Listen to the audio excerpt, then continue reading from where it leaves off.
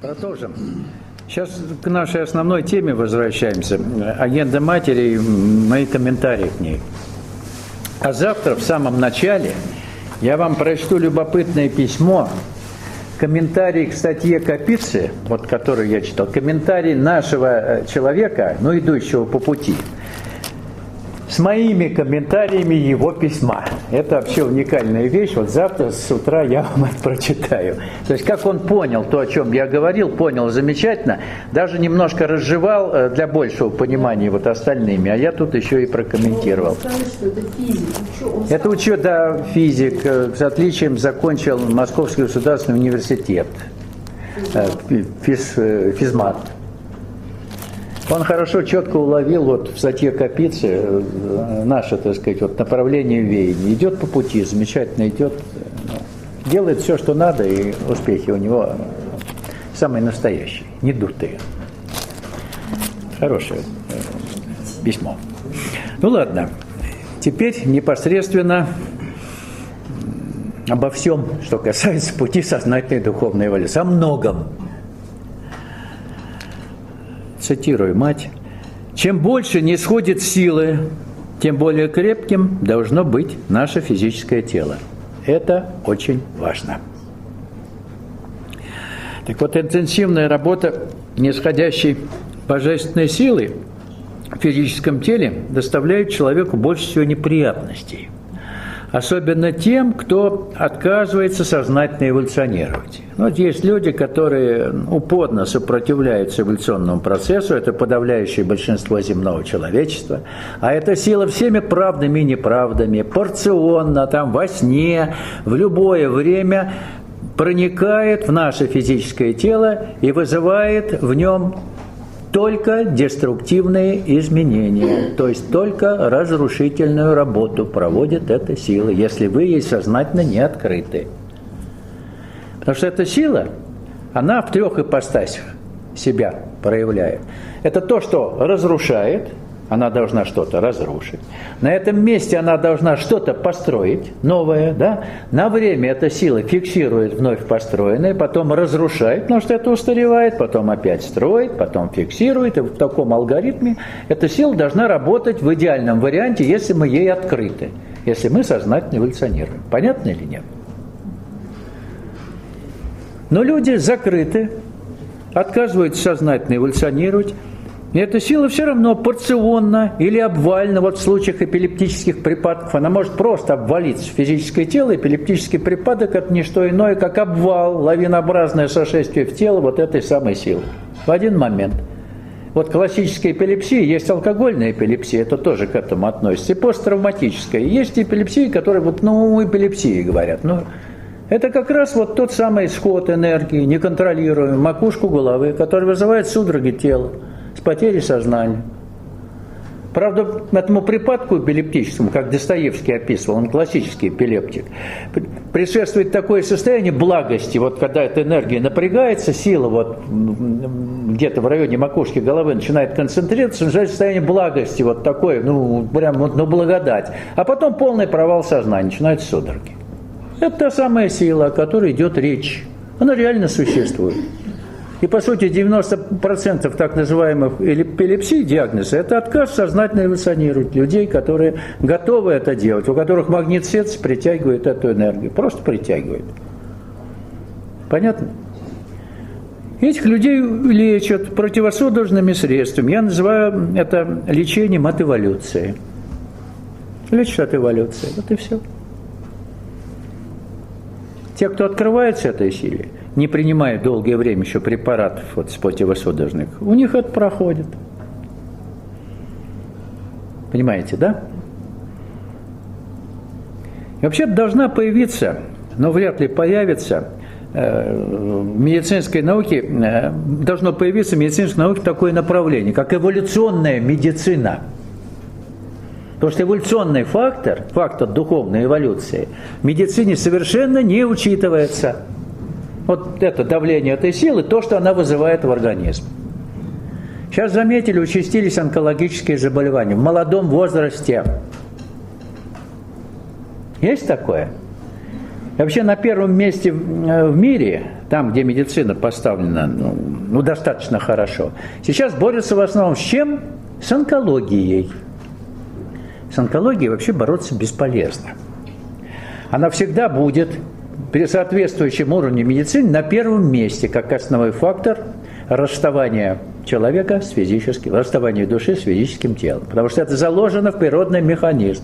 Животные в подавляющем большинстве умирают от опухолей. Ну, чтобы вы знали. Это заложено в клетках тела как природный механизм самоуничтожения, когда тело исчерпало себя в эволюционном плане. Все. Понимаете? У нас еще сердечно-сосудистый там впереди, вот онкология где-то на втором, на третьем месте. Ясно? Еще есть прогресс у нас в этом плане. Вот. Участились аритмии. В молодом возрасте, 20 лет, 25 лет аритмии сердечные. Это вообще удел был людей за 50 лет в возрасте. А коль давление силы это увеличивается в пространстве, так сказать, она существует в каждой точке, и давление ее увеличивается, усиливается напряженность, что ли, то, соответственно, и молодеют так называемые классические заболевания сердечно-сосудистых, которые проявляются с возрастом раньше. Теперь в молодом возрасте они способны проявиться. Понимаете? Стремительно все происходит. Как бы хотелось, чтобы вы на это обратили в частности внимание. Если хотите быть здоровыми, все-таки. Понимаете?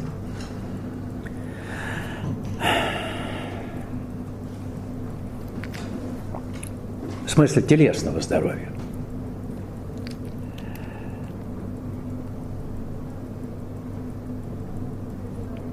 Что касается непосредственно самого физического тела, то его надо держать в оптимальной физической форме. Обязательно.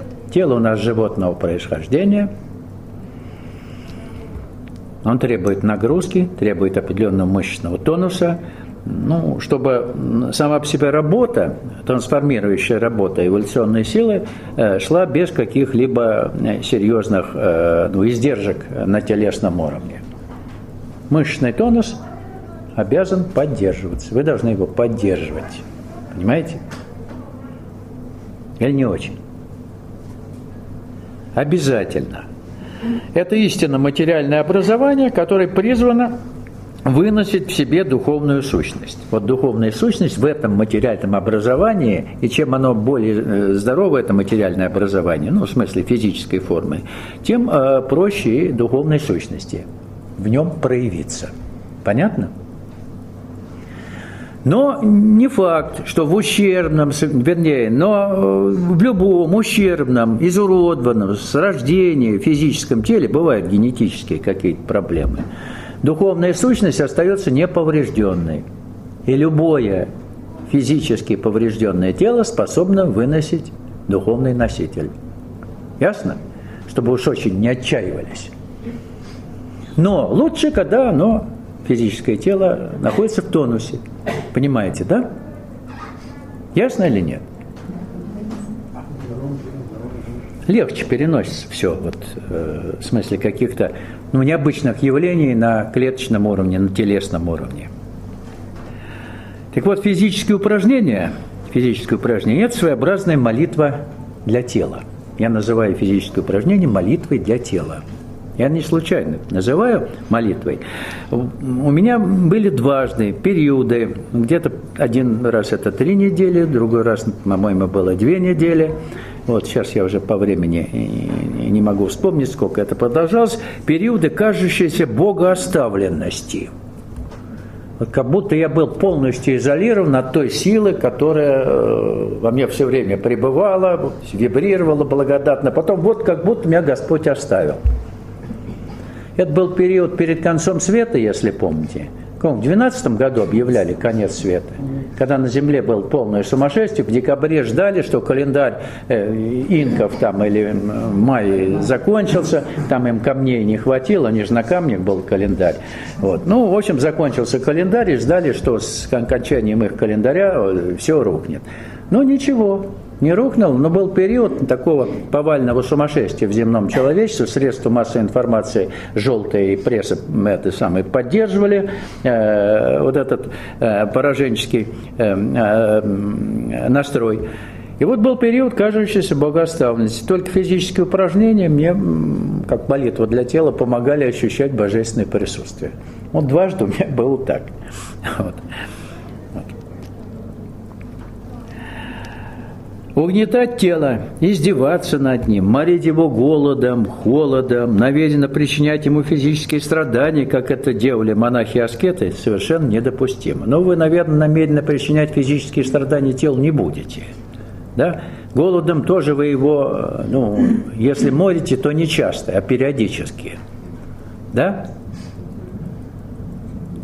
Бывает, наверное.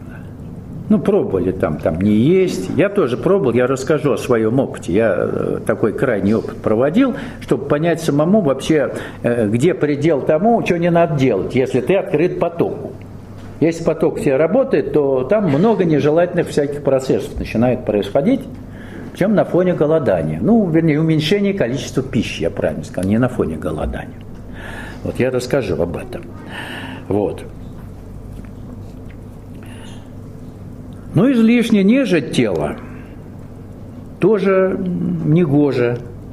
Молитвенно увлекаться специальными диетами, лечебными голоданиями, массажами.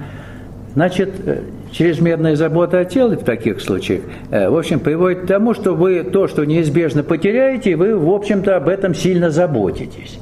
И тогда духовной составляющей речи быть не может. На первом месте всегда у вас будет забота о теле. Если вы скажете, что же плохого в том, что вы заботитесь о теле, это будет у вас на первом месте. Духовная работа по остаточному принципу. Это проверено. Ясно? Не в здоровом теле здоровый дух. Когда здоровый дух, то здоровое и тело. Наоборот, вообще-то все. Понятно или нет? Так что заботьтесь прежде о духовной составляющей, тогда и тело выйдет на нужный уровень здоровья, на максимум здоровья, которое возможно в его состоянии. Конкретного физического тела в конкретном возрасте. Понимаете? Только так. Вот Шри Аурабинда, в частности, последние 15 лет земной жизни, после перелома тяжелого, перелом шейки бедра, практически телом не занимался. Он передвигался очень, так сказать, сложно, по сути, вел малоподвижный образ жизни, и у него проявилась масса проблем на физическом уровне. Он об этом не говорил матери, но мать об этом догадывалась, она потом, впоследствии об этом говорила. Малоподвижный образ жизни привел у него к очень серьезным телесным проблемам в конечном счете. Вот. Что касается выполнения каких-либо физических упражнений, некоторые спрашивают, а можно ли ходить там на фитнес, там, где сумасшедшая музыка, все там гремит, полуголые люди, с бицепсами и без бицепсов. Не надо туда ходить, не надо в вертеп в этот ходить.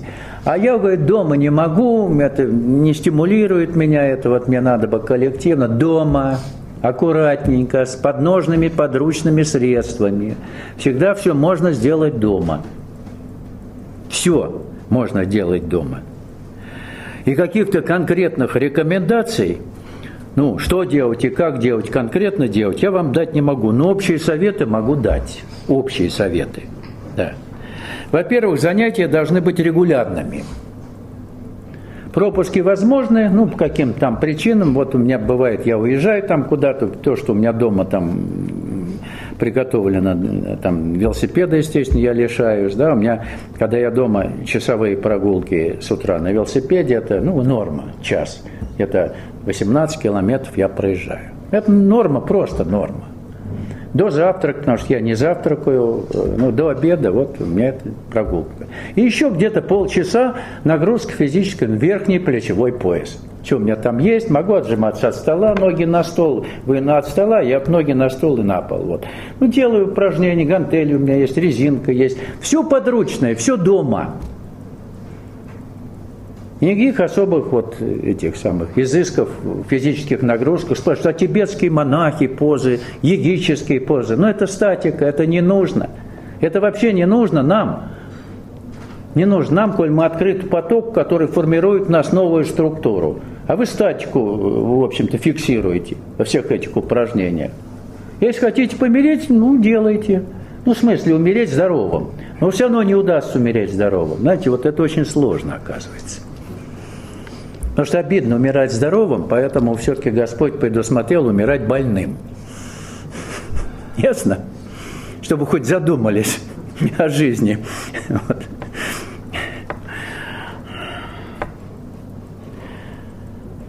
Так что подручные средства, регулярные занятия, пропуски более 2-3 дней, они нежелательны. 2-3 дня можно пропустить, но нежелательны. Вот. Во-вторых, минимальная продолжительность занятия должна быть не менее получаса в день. А если больше, то не до утомления, чтобы не утомлялись вы. И не вздумайте ставить, особенно это относится к людям, которые уже в возрасте, мягко говоря, ставить личные рекорды. Вот сегодня я подтянулся 15 раз, а завтра 20 и до 25 должен дойти. Никаких соревнований ни с кем и ни с самим собой. Только оптимальные нагрузки. Оптимальные. Не на пределе. Понимаете, да? Просто поддерживать физический тонус и больше ничего. Это важная рекомендация. Число повторений при выполнении одного упражнения и количество подходов вырабатывается непосредственно в процессе занятий. Сами вы как для себя это вырабатываете и все. Чтобы это не в напряг было. Критерий правильности работы с физическим телом – это ощущение мышечной радости. Знаете, мышечная радость. Вот это критерий правильности того, что вы делаете. Знакомо вам чувство мышечной радости? Кому-то знакомо, кому-то нет. Но оно обязано быть, если вы делаете все правильно. Чем можно заниматься? Можно ходить, можно бегать, можно ездить на велосипеде или на велотренажере, можно плавать, но не в ледяной воде. Да? Можно выполнять физические упражнения с собственным весом, подтягиваться на перекладине, отжиматься от пола под разными углами, на брусьях, упражнения с гантелями, с гирей, с резинками, вот эти всякие резиновые есть из Пандера, да? Вот. Все, что угодно. Это не требует специальных условий, не требует специально оборудованных залов, а может выполняться дома и на улице. Совершенно элементарно. Вот. Помимо того, если есть возможность, играйте в игровые виды спорта. Футбол, волейбол, бадминтон, настольный теннис. Потому что динамичные игры полезны для тела. Потому что все группы мышц работают. Игровые виды спорта. Игровые, в смысле игры. Не соревнования опять-таки. Это замечательно. Вот.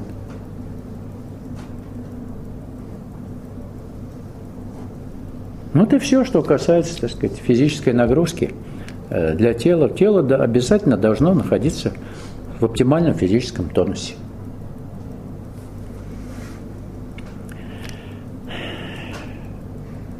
«Чё так я не пробовала, — говорит мать, — от голодания до мясной пищи. Все и заметила, что при голодании получаются приятные опыты, но это вредно, лучше так не делать. Это старые штучки. Тело должно быть сильным». Надо сказать, что опыты с голоданием надолго, если не навсегда, что опытами с голоданием надолго, если не навсегда, увлекаются люди с незрелым сознанием, честно говоря. С витально ориентированным сознанием. Потому что голод, они считают, духовные силы прибавляет. Иисус 40 дней в пустыне голодал, хотя там не сказано, что он голодал. Он удалился в пустыню, да? И что там делал?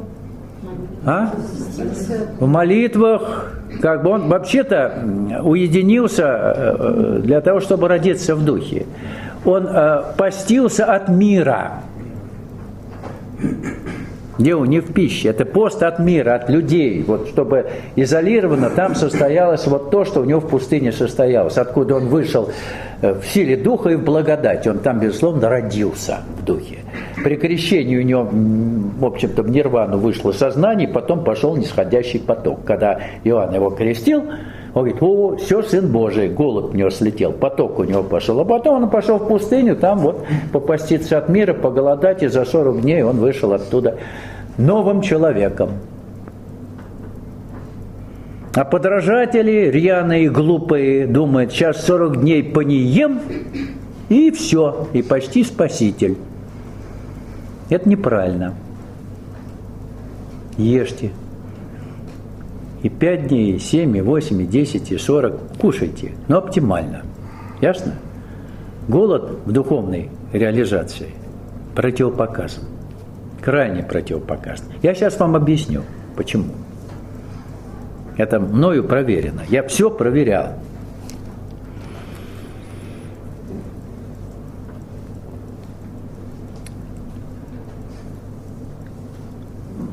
Я пробовал свести пищу к минимуму. Все это происходило после того, как я стал на путь сознательной духовной эволюции, во мне прочно устоялся нисходящий поток, все это было после духовного рождения. Я ел 1 раз в день, вечером, совсем немного. А до этого я как тренировался. Значит, день ел, день не ел. День ел, день не ел. Потом запутался, когда я ел и не ел, и решил, что это не подходит. Ну, знаете, сбивается это. Вот день ешь, день не ешь, потом, значит, ел ли я вчера, где-то надо записывать было. Ну, в общем, понял, что это не годится. Потом я пробовал уже на 2-м этапе свести пищу к минимуму. Ел 1 раз вечером. Тут уже не запутаешься. Каждый день, но немного вечером. Вот. Ел что? В основном гречку или рис, без всяких витаминов, там овощи, фрукты, все это полная фигня. Витамины есть в этом потоке, который идет в нас, он все синтезирует, все, что надо, все, что необходимо для жизнедеятельности организма, в нем есть. В потоке. Поняли или нет? Все необходимое есть. Ел вечером гречку или рис в небольшом количестве. Просто пустой рис или пустую гречку. Вполне хватало, было нормально. Вот. Чувство голода не испытывал, потому что организм уже знал. Вечером он покушает. Утром ему и не надо есть в обед, он привыкает. Все, вечером накормят. Нормально. Кормил я тело вечером. Опыт продолжался в течение 4 месяцев. Что же в результате? Вот я сейчас расскажу, что в результате получилось. За это время я похудел почти на 10 килограмм. Это до этого я весил 69 килограмм, при росте 178. Усталости не чувствовал, энергии было предостаточно. Избыток даже был энергии. Я порхал, вообще летал. Однако по прошествии 2 месяцев, 4 месяца опыт продолжался, по прошествии 2 месяцев соблюдения выбранной мной диеты, в костях и суставах появились боли, нестерпимые боли, которые со временем становились все сильнее и сильнее, и все чаще. В костях и в суставах. Особенно они меня донимали по ночам, когда нисходящий поток усиливал свою интенсивность. И причина мне была понятна вполне. Избыток энергии в теле обычно гасится жировой прослойкой. Жир – это производная соединительной ткани в организме, а при фактическом отсутствии жира на себя удар принимают также производные соединительные ткани. Эти кости – это кости и хрящи, то есть суставы и кости принимают на себя удар, который демпфирует избыток этой силы. Понимаете?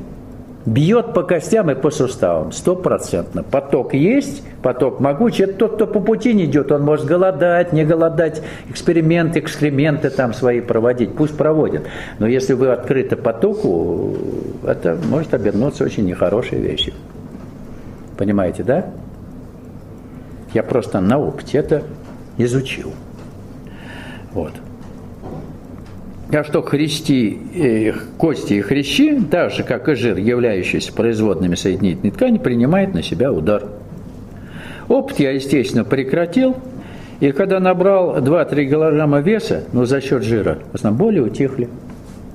У меня и так жира не было, а вообще все, выкачан был полностью. Все, по костям и по суставам сила ударила. Жир, только не путать с его излишками. Необходимая природная защита организма от всевозможных энергетических потрясений. Это природная, естественная защита. Просто я наблюдал за состоянием женщин, вот на работе было, которые худели там по каким-то специальным не диетам, а что-то там пили, принимали какие-то препараты, когда они стали почти скелетированными красавицами, это у них страшно, суставные боли развивались, и там чуть ли не до ревматизма кости распухали, вернее, суставы распухали. То есть было понятно, почему это происходило. Вообще, если говорить о голодании, то лечебное голодание под контролем врача способно в ряде случаев привести к избавлению от ряда заболеваний, опять-таки, которые не поддавались традиционным лечениям. Способно. Я тоже для себя сделал вывод о механизме происходящего. Когда тело, в общем-то, морить голодом, что происходит? Ты не даешь телу кушать. А телу надо выжить. Просто выжить, элементарно. И тогда тело избавляется от всей этой мелочи, от всяких аллергий, там еще какие-то болезни. То есть то, что препятствует выживанию. Ему надо от этого мусора избавиться, тело. Понятно или нет? Оно избавляется и выживает. Но это должно быть, опять-таки, оптимизировано и как-то контролироваться со стороны людей, которые, в общем-то, в теме по этому вопросу. Понимаете? Потому что как-то нам, по инерции, когда прочитали у меня в книге о моих, так сказать, наблюдениях касаемо Зинаиды Григорьевны Барановой, которая действительно в течение скольких лет она? 12, да? 13 лет она действительно не ела и не пила ничего. Это факт. Это факт, это феномен абсолютный. Так что Зина проявила этот феномен, показала, что та сила, которой она открыта, способна всю биохимическую кухню живого организма обеспечивать без всяких витаминов и ваших там добавок и всякой ерунды. Сам по себе поток способен синтезировать в организме все необходимое для жизнедеятельности. Это феномен, это главный феномен. На это обращать надо внимание, когда речь идет о ней. А те люди, которые не совсем нормальные в этом плане, они тоже начали, следуя ее примеру, она, в общем-то, глупость допустила, она тоже пыталась пропагандировать это малоедение или голодание. Я ей говорю, что не надо этого делать, не надо себя демонстрировать как некий феномен. Не надо, ты посиди и помолчи. У меня есть фильм, который снимал ее человек, когда она пришла ко мне на работу с этим человеком. И я ее пытал как следует, как у нее все происходило, с чего началось, это в фильме заснято было. Мы с ней очень хорошо поговорили, замечательно, все, так сказать, я ее настолько так прощупал, когда она родилась в духе, когда у нее открылся поток, когда у нее произошло то, сё, 5 или 10. То есть классическая была картина, внутренней трансформации. Но она слишком увлеклась, эго все-таки, духовное эго, которое пыталось продемонстрировать себя миру. Приезжала к ней Джаз Мухин, эта известная там шарлатанка, которая ела как-то там подпольно. Мы у Зины жили неделю в Краснодаре, дома. Мы приехали, прежде всего был пустой холодильник. Она, мы с ней в течение недели просто жили. Она нам сварила очень хороший борщ. Если хотите сходить на рынок, купить все продукты, я вам борщ замечательный сварю. Вкусный борщ она сварила украинский, мы его кушали. Я просто, ее хорошо знаю, и она действительно этот феномен существования без пищи и без приема пищи и воды, это не голодание, это феномен существования без приема пищи и жидкости, а то голодание. И нам звонили потом какие-то голодающие, жены голодающих, и говорили: мой муж 2 недели ничего не ест, и вот, почти сошел с ума. Вот. Другая женщина позвонила, там 3 недели не ест, тоже неадекватен. Потому что враждебная сила начинает нападать, там витальная составляющая, она затрагивает, крыша едет. Вот. Один умер с голоду. В больнице умер? Да, там уже не смогли реанимировать. Но идиотов много у нас. Понимаете? Хоть кол на голове тиши, вот им феномен этот проявить. Я спросил одного человека, он говорит: я вот хочу не есть и не пить. Он мне говорит: не есть. Я говорю: зачем? Чтобы было больше свободного времени и меньше денег тратить на еду. Вот этот идиотизм, он неистребим. Чтобы было больше свободного времени у него и меньше денег тратить на еду. Вот она, мотивация. Понимаете? Так что по этому поводу, я думаю, вам все понятно. Тему закрываем. А что кушать? Кушать то, что тело попросит, только лишнего не надо. Можем сказать, что в книге «Дыхание истины» это все полностью освящено. Что, в книге «Дыхание истины»? Да, о Зине я рассказываю, там, Зинаиде Григорьевне, о ее феномене. Вот в книге «Дыхание истины» там есть такой разделчик. Я просто о ней говорю, тема эта закрыта. К ней больше возвращаться не имеет смысла. Она сейчас кушает, живет в предгорьях Кавказских гор, в Краснодарском крае. Вот. Начала кушать, потому что с ней произошло событие, которое, заставило ее вести спустя 12 лет после этого опыта нормальный образ жизни. Все.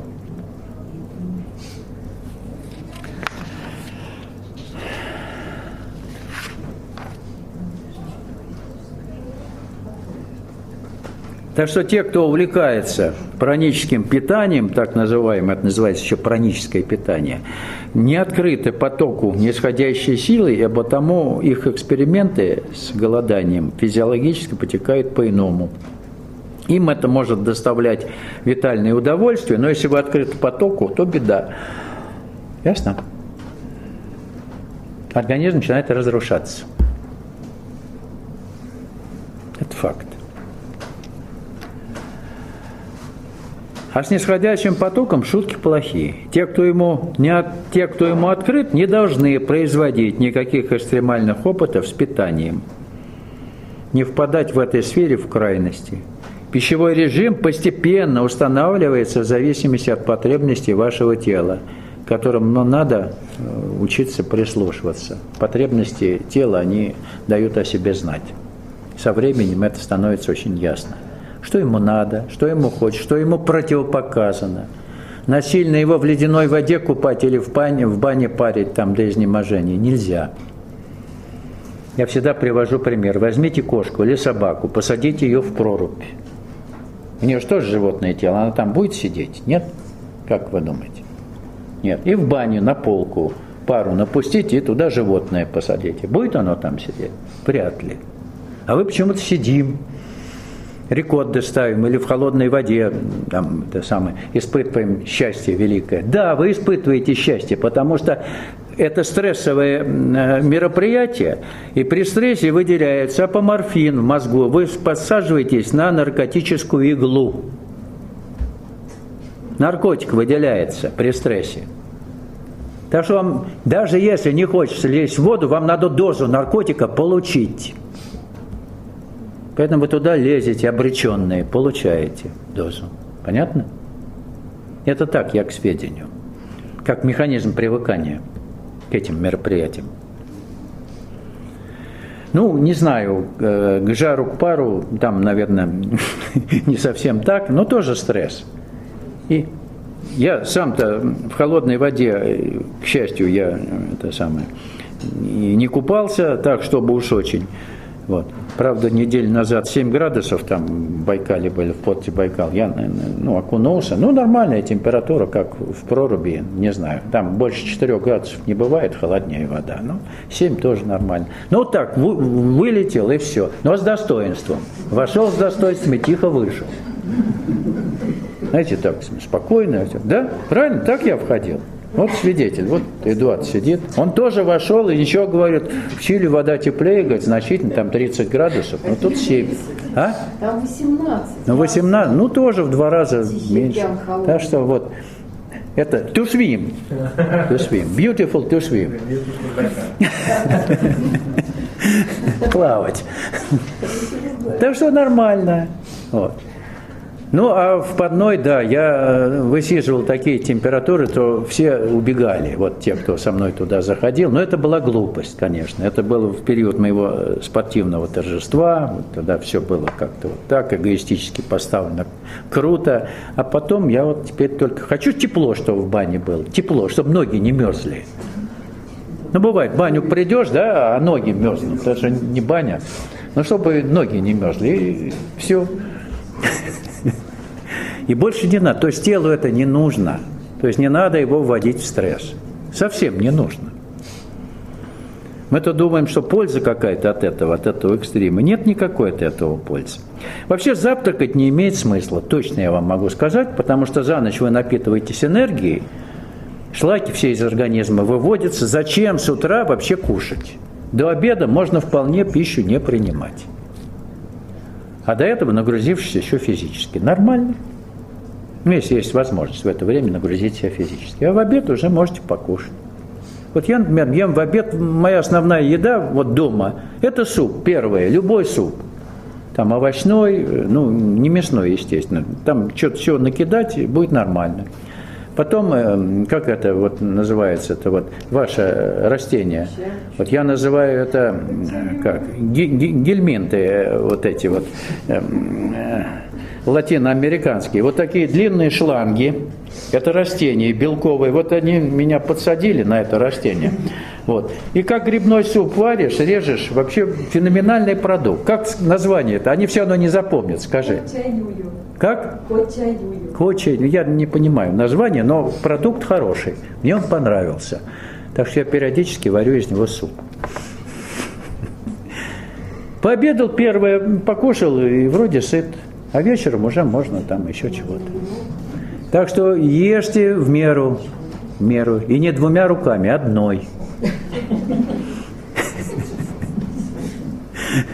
Без жадности. В принципе, режим-то вырабатывается сам нормально пищевой. То есть тело, оно свои запросы имеет, вы его подкармливаете. Не по книжкам, не по диетам, вот это полезно ему. Откуда вы знаете? Вообще просто вот сейчас феноменально люди, в общем, путаются в глупостях. Вот где-то они прочитали, думают, что вашему телу это полезно. Может, какому-нибудь телу, но не вашему, это полезно.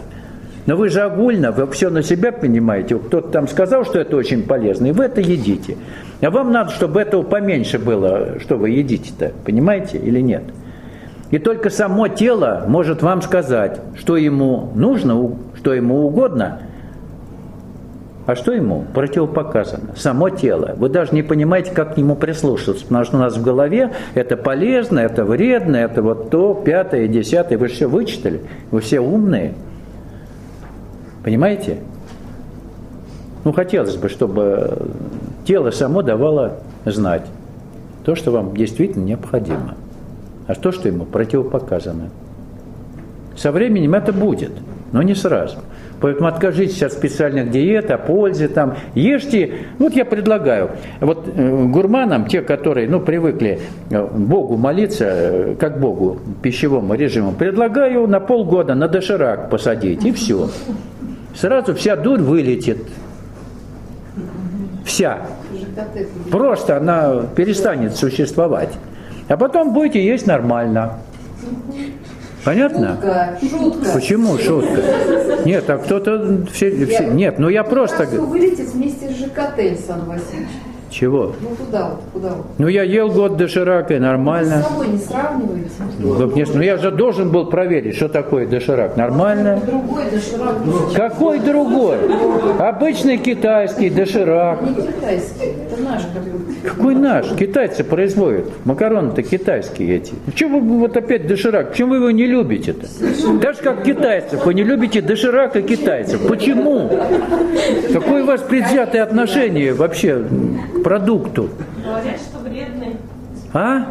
Говорят, что доширак. Ты замечательно сказала, говорят.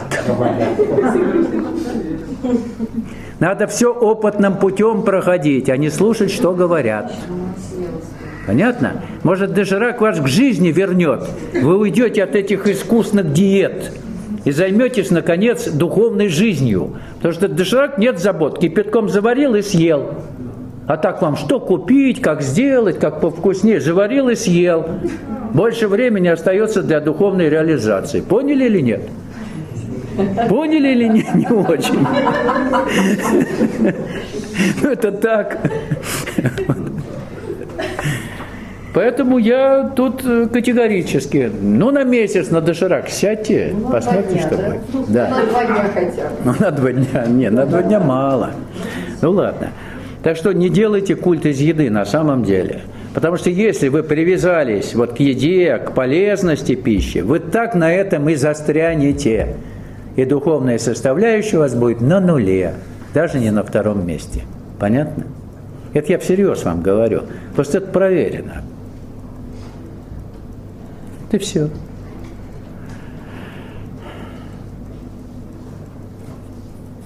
А с кетчупом можно и опилки съесть. С хорошим острым. Не повредит.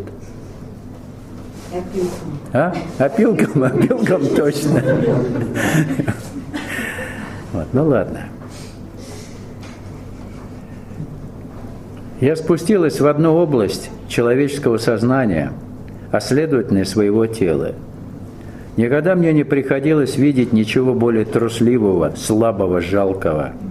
Это, видимо, часть клеток или сознание клеток, живущих в постоянных опасениях, страхах и тревоге. И это действительно ужасно. Так вот, о чем она говорит? Она говорит об одной вещи, очень закономерной вещи. Поднявшись в своем индивидуальном сознании высоко-высоко над обычным сознанием, она опустилась, и мы должны опуститься. Будем, следуя по пути сознательной эволюции, в подсознательные регионы нашего физического тела, где таятся опасения, страхи, все тревоги, вот то, что вызывает в нас непроизвольную внутреннюю дрожь. Бывает у вас ситуации вот внутренних каких-то страхов, совершенно необъяснимых. Есть такое? Замечаете? Бывает, да, такие состояния? Ничем не объяснимая внутренняя тревога, какие-то страхи, и ничем они не развеиваются. То есть это то, что в нашем глубинном подсознании существует как след нашей животной эволюции. Потому что животная клетка росла и развивалась в условиях, где были постоянные опасности. Ей надо было выживать, бороться с внешней средой, размножаться и кушать. В нас это есть? А? Боремся мы с внешней средой, с опасениями, с всякими, так сказать, вещами. Размножаться хотим, кушать хотим. Вот императивы поведения животной клетки. В человеке они блестяще представлены. В подсознании человеческом. И вот там все эти тревоги, там все эти беды, там все эти предвидения кажущихся несчастий, что там что нас ждет. А ждет нас, ну, в общем-то, если мы из прошлого как бы делаем выводы, в прошлом ничего хорошего не было, да? Ну, вообще-то, вы понимаете, о чем идет речь. Значит, и будущее, оно тоже нерадужное, потому что прошлое у нас вот такое, в постоянных тревогах и страхах. Поэтому человек просто сидит в этой тюрьме страхов, в клетке опасений. И вот на этом уровне вот эта сила, которой мы открываемся, она должна выжечь всю эту структуру. То есть это должно перестать в нас существовать. До тех пор, пока в нас это существует, носитель жизни вечной проявлен не будет. А как от этого избавиться? Да никак. Открывшись силе, дать ей возможность, не паникуя, если у вас вдруг такие состояния возникают, да, опасений и страхов, дать ей возможность эту структуру просто ликвидировать. Достаточно, выход простой. Вот она об этом говорит, да. Мы переживаем, мы должны переживать периоды, как говорят, богооставленности или угнетенности сознания, но это надо понимать как нормальный процесс, который не будет длиться до бесконечности, никакой паники по этому поводу быть не должно. Вообще-то мы поднимаемся то вверх, то вниз. Надо нам замечательно хорошо, потом плохо, потом совсем хорошо, потом совсем плохо. Вот по этой синусоиде мы должны с вами пройти. Какое-то время это будет, законом. Поняли, да? Став на путь сознательной духовной эволюции, вы не можете избежать причин, не можете избежать периодов кажущихся падений. Вам кажется, что вы не так что-то делаете, что вы там что-то там нарушили, что надо, понимаете, да, что надо что-то подправить. Это закономерная вещь. И как только человек, который думает, что вообще путь сознательной духовной эволюции – это постоянный взлет куда-то вверх к небесам, как только он сталкивается вот с этой проблемой богооставленности, как-то все тревожно и мрачно, он сразу все, нет, не надо мне никакого пути, все. И прочь с дороги. И ладно, баба с возу, кобыле легче. Те сразу отметаются. Давайте ковыряйтесь в своих страхах или в радости где-то ищите. Ищите. Но обязательно надо через это пройти. Надо освоить и вверх, и низ. А внизу у нас помойка. Если мы будем пытаться этот низ, как монахи это делали, ведь монахи на чем спотыкались? Вот те монахи, которые действительно шли всерьез к Богу, они спотыкались на том, что когда эти периоды богооставленности возникали, они впадали в панику, молили Господа: «Господи, помилуй, спаси, я что-то не так делаю». То есть они срезали нижние слои этой синусоиды. И никакой духовной реализации у них не было. Они годами, десятилетиями боролись с бесами. Просто десятилетиями. Меня все время это удивляло. То есть они не понимали, понятно, почему не понимали. Наших книг не было. Что этот механизм закономерный, надо пройти через эти падения. То есть их просто нормально с пониманием пройти. Не паниковать. Все. Механизм понятен. Они пытались это срезать. Они сразу в рукоделие, землю копать, отвлекаться от этих состояний, убегать. А их надо пройти с пониманием. И все. Видите, какие нюансы? Вам в церкви об этом не скажут. Приходи, причастись, как можно чаще в рай попадешь. Гарантированно. Мы говорим всерьез об этих вещах. Всерьез говорим, и хотелось, чтобы вы, в общем-то, этим детским агиткам не верили, а действительно сами разобрались на собственном опыте. Вообще, что такое путь сознательной духовной реализации? Что такое дорога к Богу? Она не через храм лежит, а она лежит через храм вашей души. У нас там переносная вообще есть, это самая церковка маленькая, в нас. Она есть, там алтарь есть, божественное присутствие в нас есть. И никакого иного храма, как храм собственного тела, о котором говорил Иисус. Помните, он говорил: я в 3 дня ваш этот храм разрушу, разрушу Иерусалимский храм ваш, да, а в 3 дня восстановлю. Помните? Когда его обвиняли, он хотел храм разрушить Иерусалимский. Он говорил о храме тела собственного. Смерть тела – это не значит смерть души, и не значит конец жизни. Вот он через 3 дня, воскресенье, он говорит: вот оно, явилось.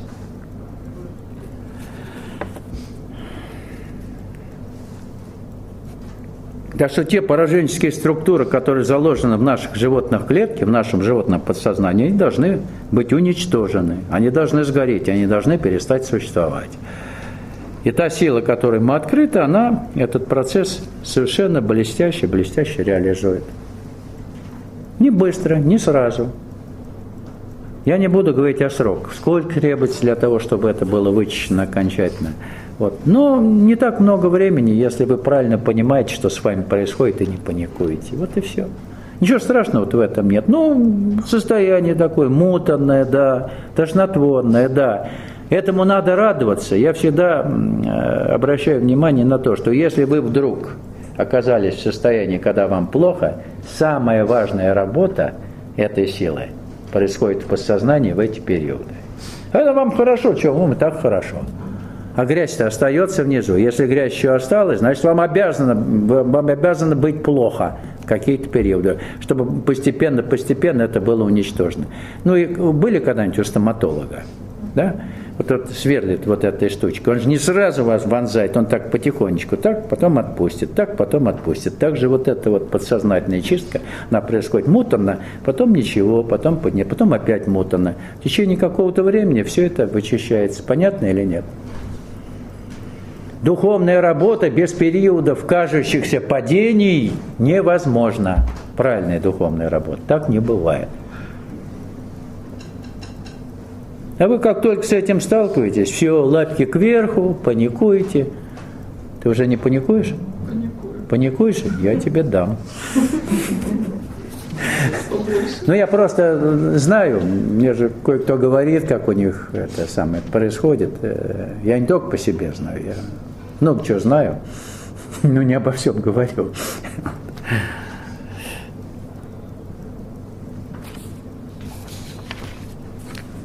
И дальше она говорит, и мы носим это в себе, мы не замечаем ее, эту область, она находится на грани подсознания, потому что сознание начеку и не позволяет нам поддаться страхам, но они способны вызвать болезнь в один миг. Я заметила по себе, что кое-какие полностью излеченные болезни к нам возвращаются, они были излечены, а тут начинается все сначала.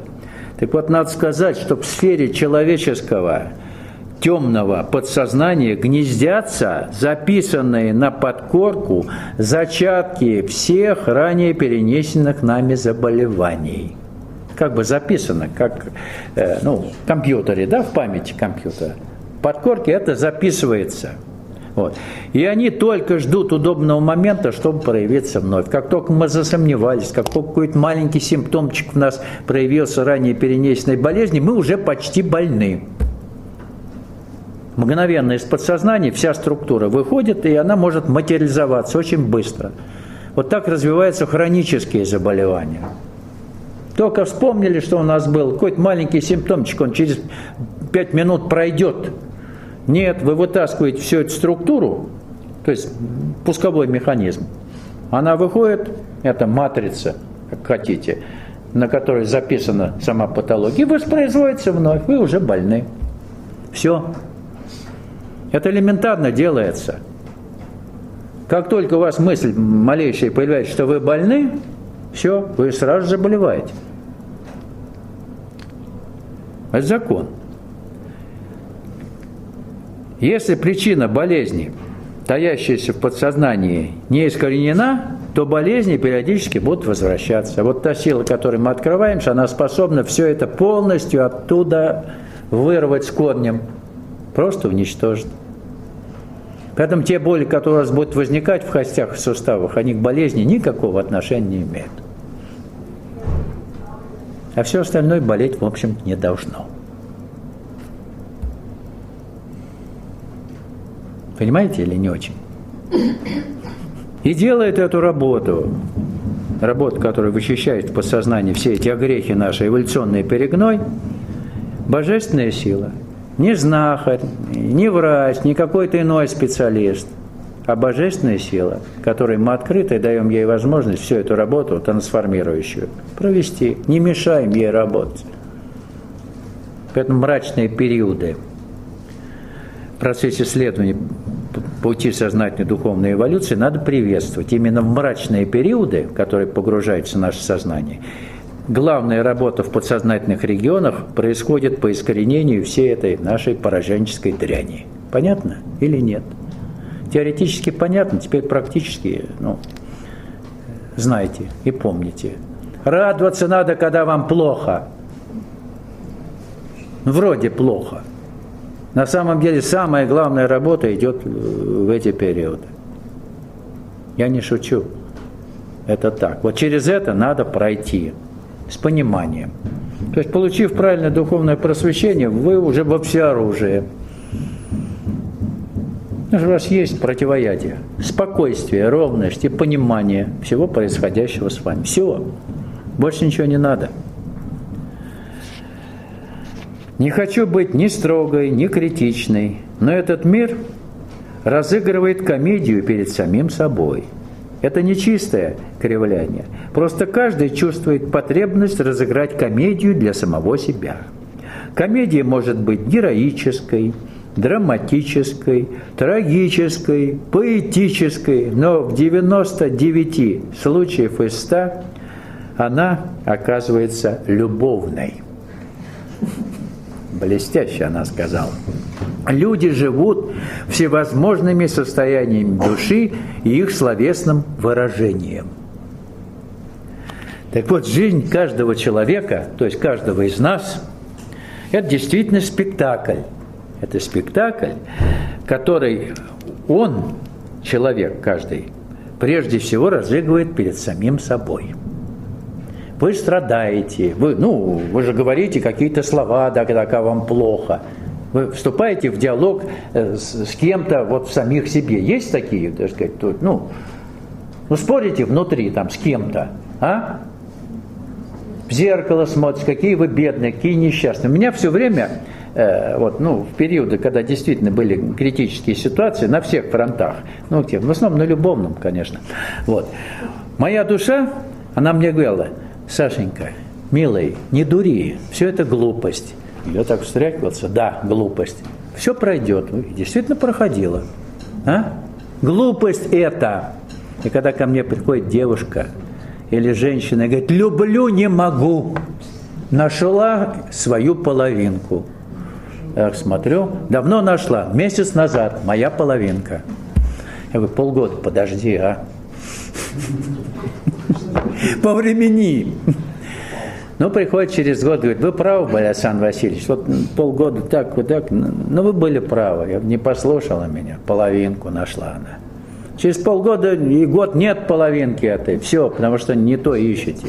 Надо целое вначале в себе найти, а уж потом половинка она сама притянется. Если Господу будет угодно. Поняли или нет? Это вообще кино. Эти все драмы, спектакли, вообще конец света, это наша человеческая, это обычная жизнь. Это спектакль, который мы действительно разыгрываем перед самим собою. А наша душа, как божественное око, наблюдает и смеется. Иногда нас выдергивает из этой ситуации и говорит: не дури. Мне она говорит: да не дури, хватит. А то трагедия, конец света. Да нет никакого конца света с вашими любовями. Это тут недавно, я поделюсь с вами одним откровением. Как-то добрался до меня человек в телефонном разговоре и говорит: Александр Васильевич, я никак не могу найти женщину, которая могла бы соответствовать моему уровню духовному, чтобы она меня понимала. Я понял, эго могучего человека. Карму еще не прокачал явно. Я его спрашиваю, аккуратно спрашиваю. Я говорю: а сколько у тебя опытов-то было, на этом поприще, что ты никак не можешь найти? Он говорит: да, я дважды был женат. Это уже симптом. Дважды это уже симптом. Трижды это, дважды ничего еще, ничего. Потому что вы еще не знали, просвещение правильно духовном не получили. Дважды ничего. Я говорю: и что первый раз? Я говорю: сколько? Он: чего сколько? Детей. Он говорит: 3. Я говорю: а второй опыт? 2. Это 5. И хочет 3. Я говорю: иди прокачивай карму со второй женой и не бросай тех. А ты еще хочешь, чтобы тебя, этого эгоиста, какая-то женщина приняла как Бога. Ты, говорит, по духовному пути идешь. Ты еще свой долг-то кармический не отдал 2 семьям. Понимаете? А он 3 ищет. Это я так, к сведению. Поняли? Это буквально на днях, недели 2 назад, даже меньше, неделю. Так. Когда начинаешь его пытать-то, окажется, там 5 детей, 2 жены, а он ищет подругу, которая бы соответствовала духовному уровню. Куда же своих детей-то с духовным уровнем вышвырнул? Ты за них отвечаешь, вообще-то. Кармически отвечаешь. Вы понимаете, о чем речь? А вам бы духовного побольше. Бабу-ягу такую подставят, что потом сам это точно. Там и детей, какие дети, там без детей с ума сойдешь. 3-й раз-то. Это эксперименты опасные. Но это на самом деле, я же не придумал, я просто рассказываю. Я, говорит, слушал ваши лекции, вот вы мне могли бы посоветовать, что мне делать? Ну, я ему распек крепко. Вот. И весь этот театр абсурда, в котором мы живем, этой обычной жизни, он режиссируется нашим эго совместно с кармическим педагогом. В основе подавляющего большинства всех жизненных постановок действительно лежат любовные истории. Ничего с этим не поделаешь. Все постановки, они вот к этому и сводятся. Ну, в разных вариациях. Понятно? Инстинкт, ребята, телесный. Я не говорю, что это плохо. Размножаться надо, но что-то не конец света. Ребята, ну, надо же как-то тут соизмерять эти вещи. Вот. Если в нас приоткрывается истинная сущность и выглядывает через маленькую щелочку в наша душа наружу, то она очень хорошо наблюдает всю эту комедию состояний нашей души, наблюдает. Это говорит нам: ну что ты ломаешь комедию, ну успокойся. Вот истинная сущность нас на место ставит. Вот если у вас появилась вот такая составляющая, которая вам указывает на то, что вы дурака валяете, все драматизируете, значит, душа вас, все-таки, пытается оградить от этих глупостей. Хватит, занимайтесь делом. Все остальное прикладывается. Понимаете? И человек нужный приложится, и все остальное, и финансовая составляющая, если вам есть нечего. Сейчас я поглядываю на людей, вроде бы есть во что одеться, да, сытые все, крыша над головой. Иногда приходят ко мне люди: Александр Васильевич, вот вообще полный ужас, я там обанкротился, что-то у тебя не так, у нее не так, все. Я говорю, есть что кушать? Есть.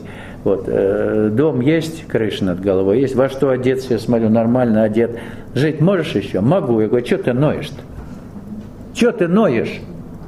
Что у тебя есть? Даже машина есть. Нет, велосипед купишь, продай машину. Понимаете? Вот ноют люди. Драма. Зуб заболел, драма. Две нации столкнулись, воюют на Украине, драма. Вообще драма во всем.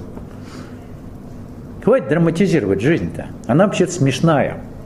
Если вы зрителем в театре жизни становитесь, зрителем, настоящим, смерти-то нет.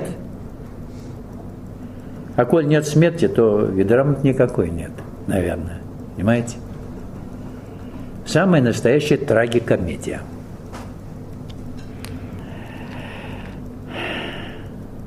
И сам я о себе говорю, никогда полностью не отождествлялся с тем спектаклем, который мое эго, оно умело это делать, разыгрывало передо мной на сцене жизни. Я как-то от него дистанцировался, от этого спектакля, всегда как бы трезво на это смотрел, потому что мне душа говорила: хватит валять дурака. Все это несерьезно. Иногда я вовлекался в это, она меня выдергивает: смотри, глупость это. Не знаю, вас она выдергивает или нет, или выдергивала, может быть, когда-то. Слава Богу, значит, она нас как-то оберегает от таких неблагоприятных последствий, необратимых последствий. То есть вовремя выдергивает из ряда ситуаций. А многие люди играют всерьез и заигрываются. Заигрываются, да? И, соответственно, совершают непоправимые, порой трагические ошибки. Бывает такое. Вот они настолько вживаются в роль, что готовы себя жизни лишить. И такое случается. Да, слишком вживаются в роли. Трагедийные роли. Это роль. Это опять состояние души. Это то, что в один момент может просто быть ликвидировано, когда душа выходит на первый план. Все, вся эта глупость, она перестает существовать. Вот. Только сейчас понимаешь, что временами ты делал трагедии буквально из ничего. Вот по жизни. Вот задним числом смотришь: боже мой, какая была трагедия на тот момент. На самом деле, была ли она? Все в тебе это. То есть мы все или каждый из нас исполняем роли, в основном трагедийные роли по жизни. Да? А актеры, вот почему актерское ремесло, оно само по себе отвратительно, в том смысле, что это люди в жизни актеры, еще они проживают какие-то актерские роли вот в постановках. Представляете, актеры в клубе. То есть им выбраться из этого актерского состояния просто невозможно. Они сами по себе актеры как люди, они еще актеры и театральные актеры, они еще там какие-то чужие судьбы проживают. Это вообще ужас. Это все, это люди, на которых вообще можно ставить крест. Чехов над ними очень мягко издевался, над актерами. Я его понимаю. Он был человек тонкого понимания, но интеллектуального понимания, с налетом души, но так и делу-то не сделал. Поэтому раннюю смерть от туберкулеза. Горело у него тут, горело. Все. Туберкулез – это вообще-то вот тот туберкулез, который был до того, как нашли средства борьбы с туберкулезом вот, в России. Он очень был распространен, особенно среди молодых девушек. Душа была, душа требовала выхода, притягивала энергию притягивала, а как делать и что делать? Эта энергия, в общем-то, просто искрами разлеталась в легких. Сердечный центр притягивал, и в легких вот этот туберкулез миллиардный. Скоротечная чехотка это называлась. Гибли просто люди на Руси.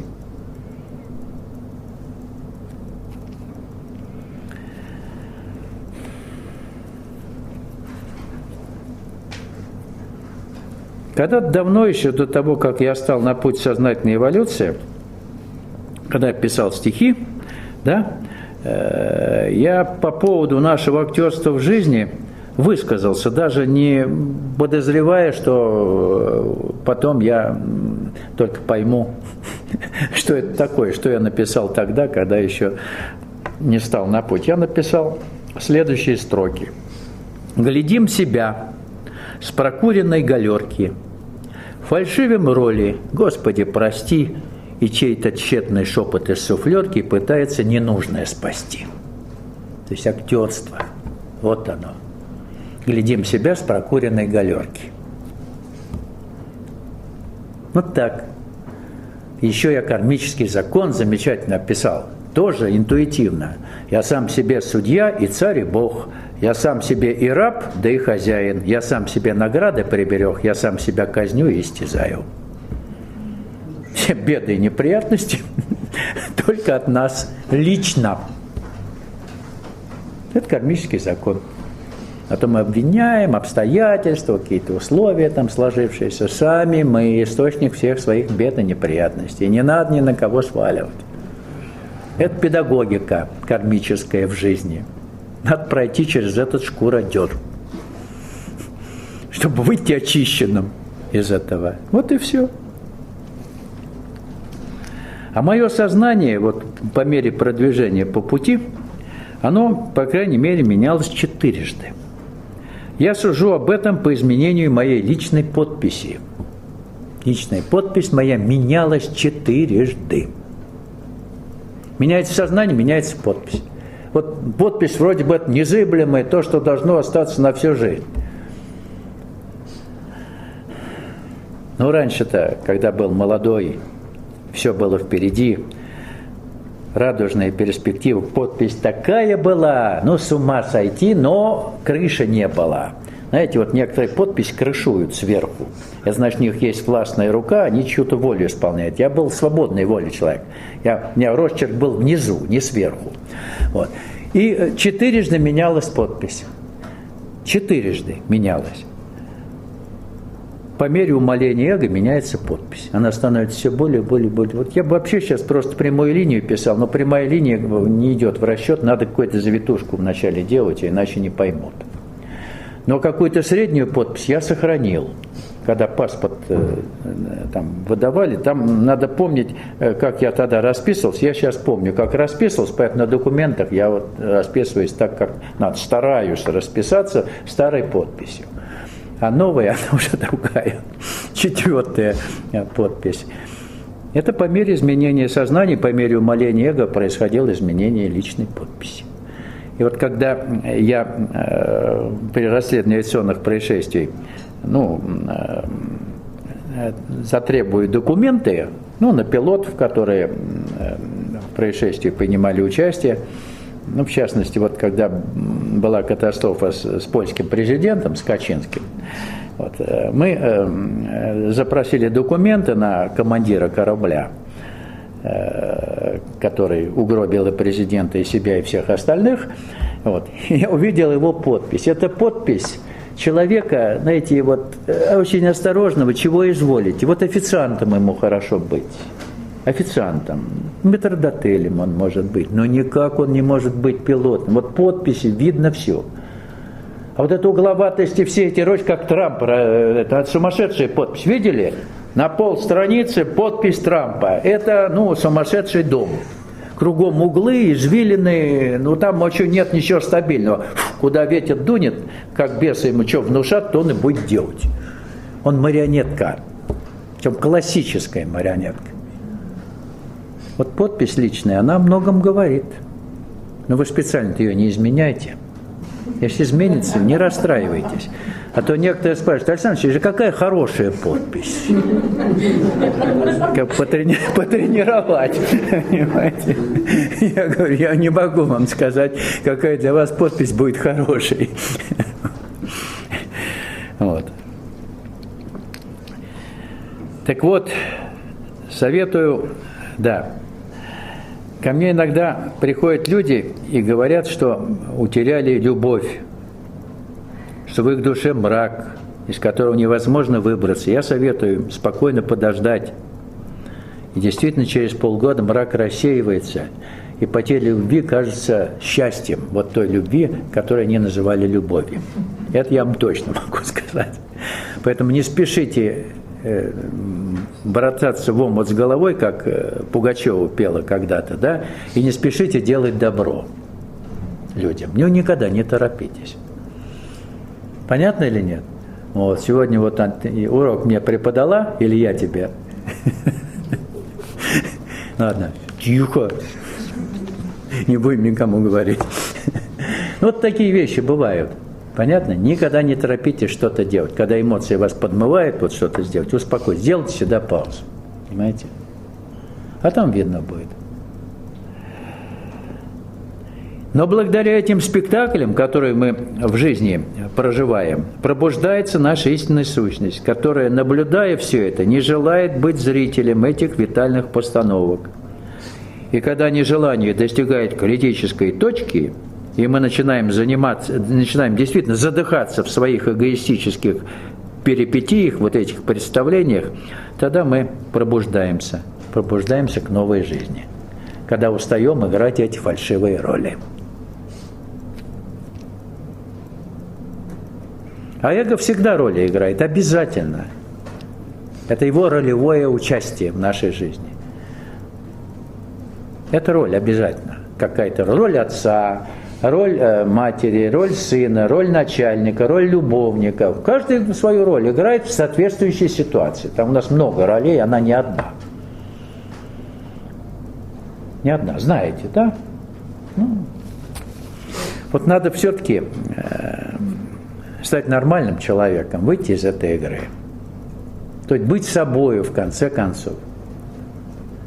С юмором, с радостью, с любовью, но чтобы это вы были, а не роль вы играли какую-то в соответствующей ситуации. Измените ситуацию, вы уже другую роль играете.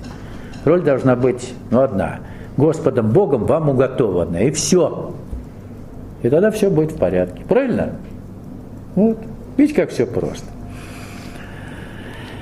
Ой.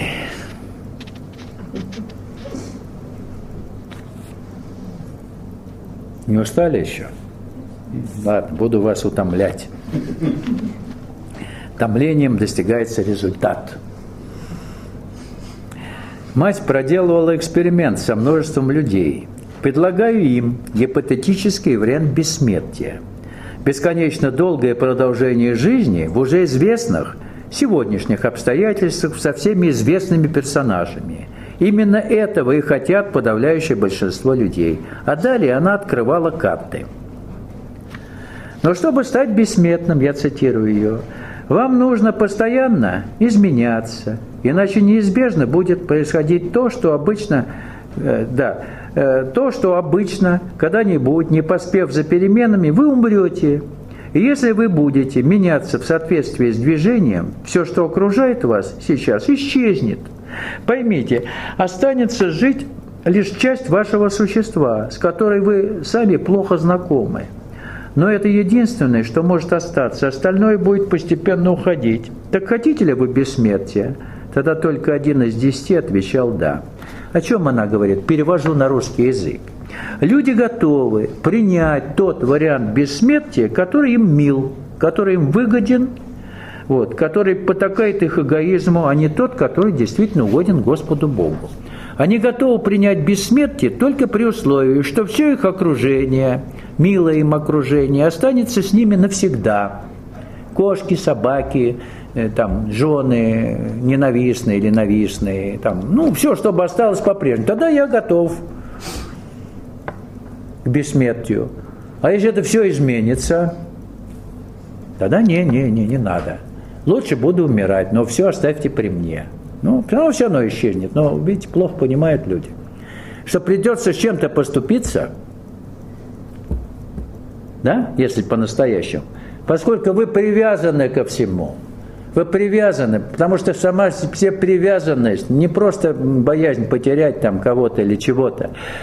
Если вы не привязаны, то вы ничего не потеряете. А если вы сильно привязаны к чему-то, вы уже потеряли того или то, к чему вы сильно привязаны. Все. Ясно? А если не привязаны, вы свободны. В тех же условиях. Похороните любимого человека и скажите, не приду к нему на кладбище. Все. И все нормально.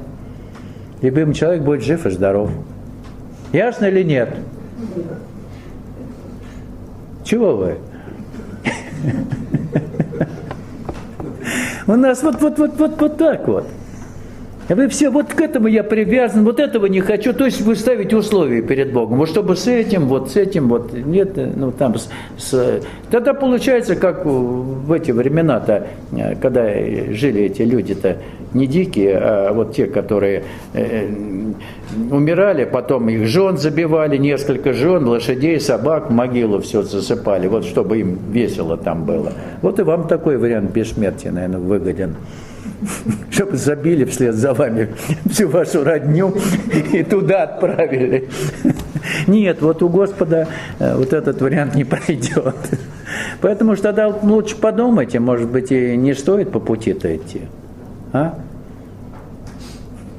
Подумайте, этот вопрос серьезный. Время на раздумье. Нет уже времени на раздумье. Нету, точно. Квантовый скачок эволюции близок.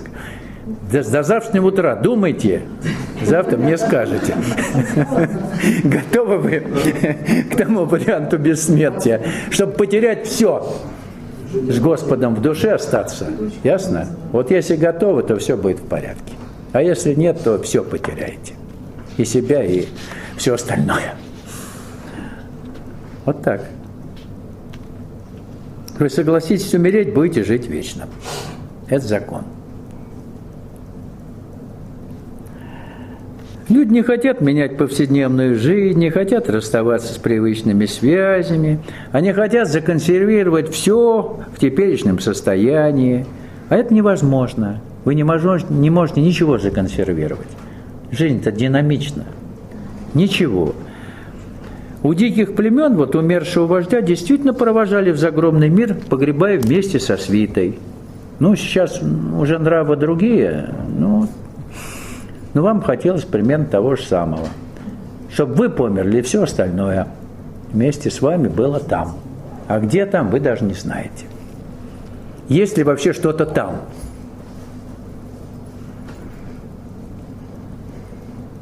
И Бог людям нужен такой, который будет потакать их желаниям, исполнять их прихоти. Такой Бог их устраивает. Это нормальный Бог, да? Если они такого Бога не найдут, то никакого другого Бога нет, и его вообще не существует. Так мы приходим к атеизму. Правильно? К дремучему атеизму. Вообще, хороший атеист, который не принимает крохи с церковного стола, он потенциальный духовный делатель, могучий.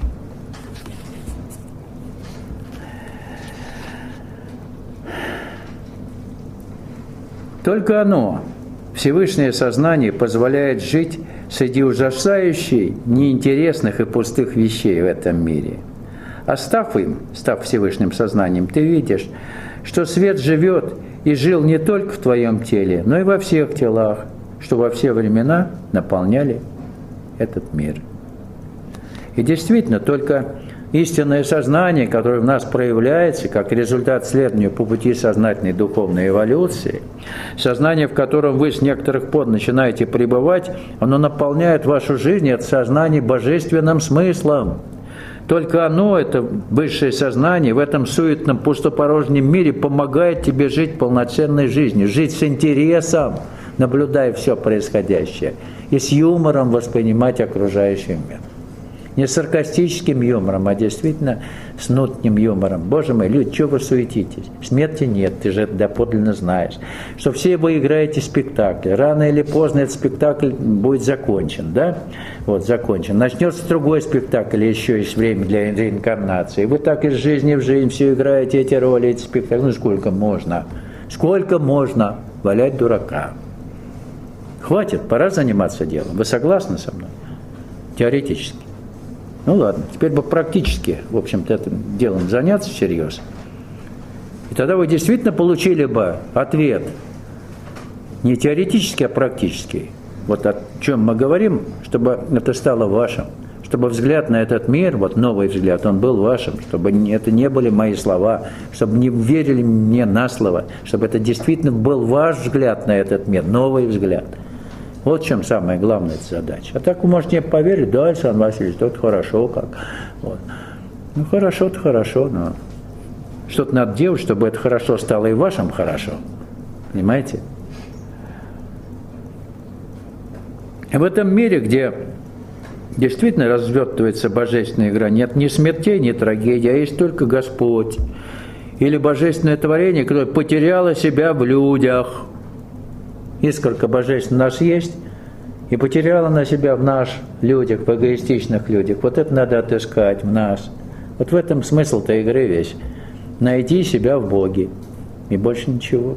Смертей нет, трагедии нет. Ничего нет того, что действительно можно считать концом света. Конец эго должен состояться, и тогда все встает на свои места. Люди ходят в театр, чтобы получить временное удовольствие. Ну, некоторые ходят в театр. Я вообще противник театра. В театр я не хожу. Если мне удавалось раньше попасть в театр, я никак не мог отрешиться от того, что там что-то настоящее. Там нет ничего настоящего, я вижу, что это игра. А некоторые люди настолько отождествляются с действием на сцене и говорят, ой, какой замечательный спектакль. Я все время понимал, что там полная чушь. Люди кривляются. Мне это было видно. И театр – это мучение. Как-то я несколько раз был в театре, даже в Большом театре был. Вот на опере был, на Снегурочке был. Опера мне понравилась, отдельные арии. Так в целом, ну, промучился. Посмотрел люстры хорошие, шампанское в перерыве. Дорого тогда было для студента. Ну, выпил. С шоколадкой. Вот. Ну, и где-то тройку раз тоже на какие-то спектакли ходил, помню даже название. Недавно, вот случайно, абсолютно случайно. Ну, так случилось, что мои друзья институтские пригласили меня в царскую ложу, в ложу главного режиссера Соломина, это Виталия, посмотреть спектакль в Малом театре. Я получил некоторое удовольствие, потому что Малый театр – это классический театр, репертуар Островского. «Правда хорошо, а счастье лучше». Или «Счастье хорошо, а правда лучше», не помню название. Но спектакль мне понравился. Там без особых раздеваний на сцене не было. Все-таки Малый театр выдерживает что-то, да? Вот. Приплясывали там немножко, ну это не по Островскому, но капельку, ну чтобы люди не совсем заснули, потому что в Малом театре, если ты с непривычки не знаешь Островского, можешь уснуть. Вообще надо слушать речь, тексты. У Островского блестящие тексты. И я вот прослушал и выдержал спектакль нормально. Перерывы, пирожные были, хорошая вода. Ну вот случайно, недавно, 2 года назад. Это я о театре.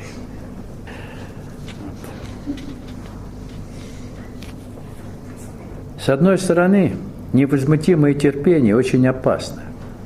Но оно необходимо, потому что прежде, чем что-то менять, нужно принять то, что есть, то, что вас окружает. Это всегда говорил Штиава Рабина. Сначала нужно все принять, как идущее от Бога, как божественную волю, без отвращения, раздражения, без сожаления и огорчений.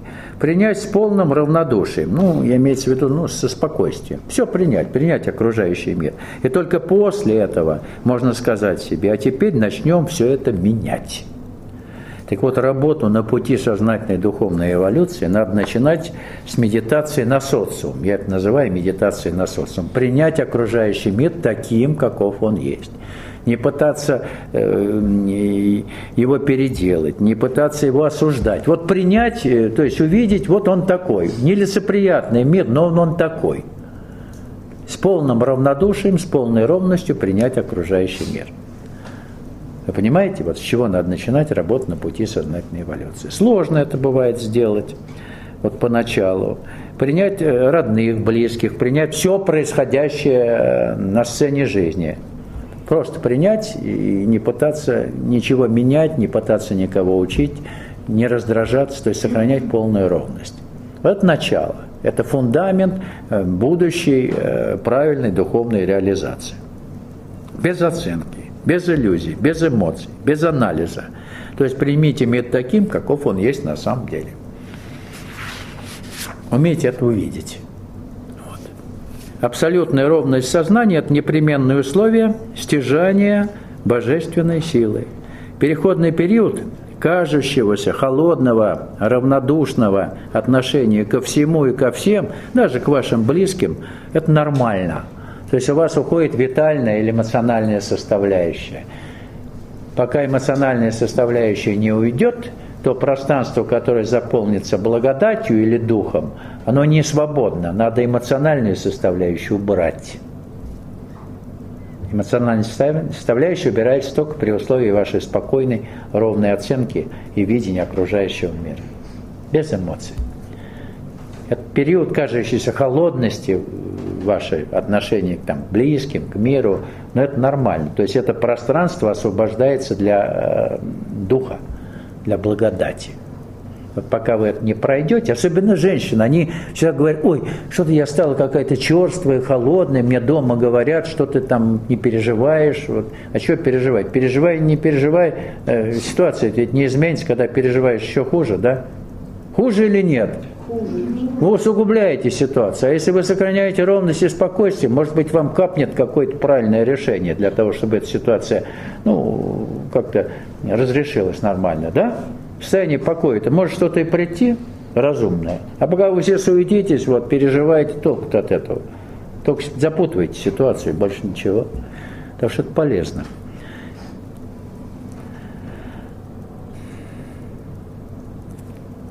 И когда ваша истинная сущность начинает действительно пробуждаться, это пустое, кажущееся холодным пространство постепенно наполняется духом или благодатью. Освободили место для благодати в эмоциональной ровности? Вот она приходит, благодать. Видите, как все закономерно, поэтапно. Тогда приходит радость просто существования, радость жизни. Действительно, к миру тогда сострадательные отношения возникают. В общем, люди действительно не ведают, что творят, вообще-то, в полусонном или сонном состоянии. Ты это понимаешь, они другими быть не могут. А ты знаешь выход, ты знаешь, что может быть все по-другому. Поэтому к этим людям, в общем-то, чувство сострадания возникает. Бедные, несчастные, они петушатся, надуваются. Смотришь и начинаешь улыбаться. У меня свой путь. Какой у тебя путь? Нет у тебя никакого пути. Глупости ты делаешь на своем так называемом пути. Делом надо заниматься, чтобы путь был один, магистральный, а не свой путь проб и ошибок. Правда, поначалу всегда у каждого свой путь проб и ошибок. Понятно? Но потом путь должен все-таки быть магистральным. Не бывает вот к истине много путей, он путь один. Подход к этому пути или подходы, они разные, но путь сам по себе один. Вот это надо усвоить. А то ты идешь по своей тропинке, плутаешь, говорит, у меня свой путь к истине. Куда ты идешь, даже не знаешь. Путь один, магистральная дорога одна. Стартовая позиция, вот все пути, вот те, которые ваши, пути проб и ошибок, тропинки, они должны вот сойтись в той точке, откуда одна магистральная дорога к духовному рождению и в жизнь вечную. Правильно или нет? Вот так вот. А то у меня свой путь, мой путь.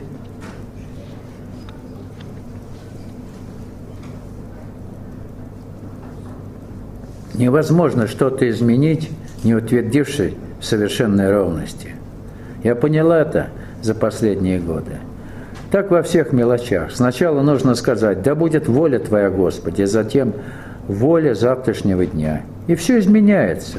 Но сначала нужно принять мир со спокойствием. То есть сохранять ровность. Вот это главное. Если не будет покоя в эмоциональной сфере, то и молчание ума не поможет. Потому что вы откроете поток в молчании ума, а эмоциональная сфера не будет пропускать этот поток для дальнейшей его реализации на всех уровнях. Эмоции тоже должны притухнуть. Не только ум, но и эмоциональная сфера должна быть в состоянии покоя. Это проблематично для женщин.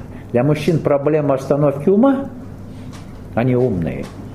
У женщин ума поменьше, но эмоций побольше. У них проблема другая. Понятно?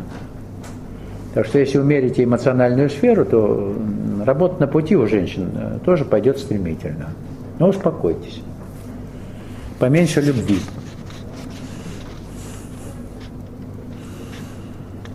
Трагической. К животным ладно.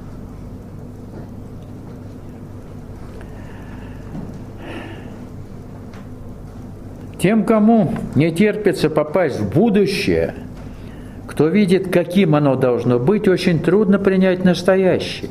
Они брыкаются, возмущаются, сопротивляются, потому ничего не могут сделать. Ну, действительно, есть некая крайность в отношении к миру, которую занимают те, кто неравнодушен, кто строит в уме идеальную модель будущего, вот каким оно должно быть. Для них этот мир возмутителен. Они пребывают в гневе, в стенаниях, в суете, говорят, все ужасно. Вот. Мир должен быть таким-то, сяким-то. Ну, какие-то модели у них появляются, да? Вот. И они хотят непременно его поправить, этот мир, но не имеют действенных средств, чтобы его поправить. Поэтому не возмущайтесь. Бодливой корове Господь рогов не дает. Понятно? Не пытайтесь изменить окружающий мир. Начинайте менять себя. А там, возможно, и рога появятся. Понятно? И у женщин тоже. Чего вы? А? Не понял. Поздно уже, у женщин поняли. Ну да, ну понятливая аудитория. Ну ладно. Вот. Так, а потому не предъявляйте, исправляйте семя. Потому что мир таков, как есть человек. Вот если вы, вот если честно, Кришнамурти об этом замечательно говорит. Если честно вы к себе подойдете, да, вот себя проанатомируете, те вещи, которые в этом мире вызывают у вас возмущение, они обязательно должны присутствовать в вас. Вот обязательно. То, что вам не нравится в этом мире, обязательно присутствует в вас. Каков человек, таков и окружающий мир. Все, без исключения люди, которые не стали на следующей ступени эволюции, то есть не поднялись над ментальным сознанием, это отражение мира. Те, кто побойчее, кто, так сказать, поактивнее, они там это все с энтузиазмом делают, и крушат, и вершат, а вы бы могли, но вам врагов не дали. Побаиваетесь. Да? Но все те же изъяны мира этого греховного, они в вас. Они просто есть, они обязаны быть. Сознание ментальное прежнее. Вы и этот мир абсолютно идентичны. Понятно? Ну так оно или не так?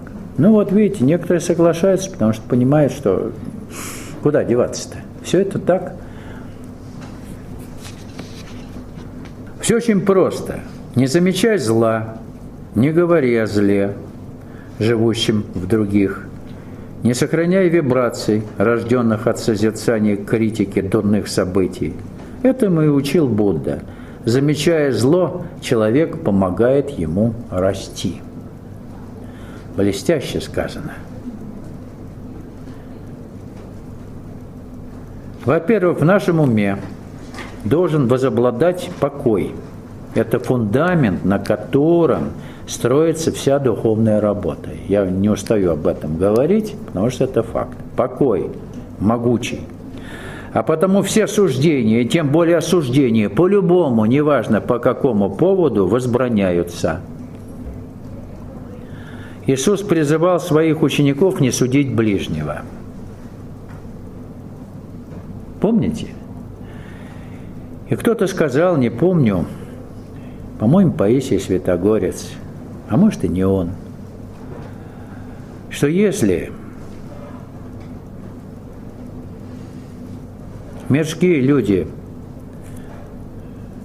попадут в ад из-за каких-то там всяких прегрешений, ну, разных, то монахи попадут в ад из осуждения. Они же выше всех и судят о других с позиций духовных своих. Вот осуждение монахами мирских людей – это самый главный грех. Вот они, говорят, пойдут в ад именно из осуждения. Все люди-то, ну, каждому там свое. То есть в аду место каждому уготовано. Ну, слава Богу, что мы все-таки верим, что он не вечный, что мы иногда можем оттуда извлекаться и вновь вовлекаться в процесс духовной эволюции. Но вот осуждение – это вообще страшная вещь. Действительно так. А сегодня все средства массовой информации и журналисты в самом прямом смысле паразитируют на зле. Зло тиражируется со страшной силой. Заметили? Просто тиражируется, распространяется электронными средствами, в интернете. Вот все делается для того, чтобы подпитывать это зло. То есть вибрации зла тиражируются журналистами, прессой и людьми вот в болтовне в своей тоже. Есть факт установления каких-то вещей, которых надо просто сказать, но болтать об этом и постоянно одно и то же перемалывать и кричать на эти темы. Ну, как вот говорили же по Украине-то, да? Что голова еще полчаса будет вещать об Украине, отрубленная. Вот журналистам бы ее надо бы вот так вот ампутировать, и чтобы полчаса и не больше, и чтобы прекратили. На любые темы говорить. Полчаса они еще будут говорить. Они паразитируют на зле. Это страшно.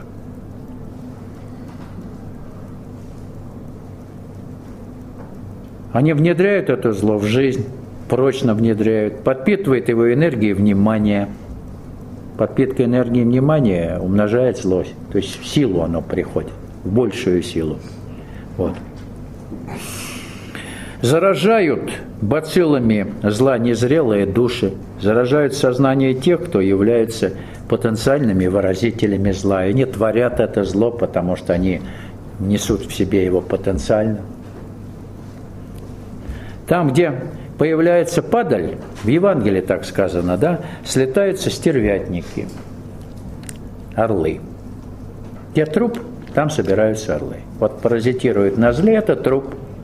Значит, стервятники слетаются и разносят это все по свету. И пополняется этими вибрациями астральная помойка. Мы же связаны с астральным планом. Живем в этом окружении, живем в этой астральной помойке. Вот в советское время в нашей стране подобные вещи не тиражировались прессой. Никогда. Интуитивно это чувствовалось. Там были политические соображения, но не будем сейчас об этом говорить, но это не тиражировало зло, и поэтому оно не множилось в таком количестве, в котором оно начало множиться, когда пресса получила абсолютную свободу у нас. Мы знаем 90-е годы, да, как все это начиналось. Была ужасная передача «600 секунд». Помните? 10 минут Невзоров и же с ними вещали о страшных вещах, кого убили, изнасиловали, взорвали, там, и еще что-то. Вот пошли бациллы откуда. Он предтеча вот этой заразы, Невзоров, помните, да, такого? Жив он сейчас или нет? Он лошадей разводит там каких-то, любит лошадей, лошадок, там, еще кого-то. Один был вот этот, который байкер-то недавно он погиб, да, как его фамилия-то? Киллер информационный, который гробил Примакова, там, Лужкова. Ну, Довенко, да. Тоже страшный человек был. Вообще-то. Ну, когда он скончался, гениальный журналист, это вообще гениальный, но, увы, вот в этой помойке тиражирование зла и вот всякой дряни и грязи, да, его вотчина была, тоже в частности. Они же все это обставляют как борьба со злом, что зло надо выявить, его надо вот поднять на поверхность, и тогда его не будет. На самом деле зло тиражируется, когда его поднимаешь на поверхность. Вот так. Оно и так вибрирует, это зло, и вообще на тонком плане. Вот я просто замечал бытность мою работу в судебной медицине. Я выезжал в дежурных бригадах в московском уголовном розыске 2 года. Я там дежурил периодически, выезжал на места происшествий разные. Тогда, чтобы было огнестрельное убийство, это надо что-то из ряда вон выходящее. В основном поножовщина, квартирные там какие-то разборки, кто-то вешался слегка, кто-то прыгал с верхних этажей. Но в 90-е годы, когда по Москве десятки трупов были вот в этих разборках, пошла волна, и это сразу тиражировалось, все объявлялось, об этом смачно рассказывали. Вот чтобы в советское время огнестрельное в Москве, может, раз в месяц где-то из охотничьего ружья по пьянке. И все. Но когда началась новая жизнь, вот она вот началась. И я замечал, я такой любознательный был парень, замечал, что как только совершается самоубийство. Вот бывает период, нет самоубийств по Москве. Я знал все, что по Москве было. То есть все сводки по Москве я просто знал по статистике. Совершается одно самоубийство через повешение. Значит, в течение недели будет 5, 6, там, 3, 4, 5, 6. Никто нигде не тиражировал, не писал, что там кто-то там покончил жизнь самоубийством. Как эпидемия. 5-6 случаев подряд. Висельники. Все, потом опять спокойно. Потом добровольцы, которые прыгают с верхних этажей. Опять 4-5 обязательно. Потом опять затишье. Никто не распространял. Вот какая-то эпидемия. Понимаете, вот враждебные силы, астральный план, он где-то вот заразительный. Знаете, как вот бациллы какие-то. Никто не знал, вот где, мало ли там, где-то там в каком-то другом конце Москвы кто-то там прыгнул. Потом прыгают в разных концах Москвы. Но почему-то прыгают, но не вешаются. Странно, да? Вот какие-то эпидемии самоубийств были. Очень странные.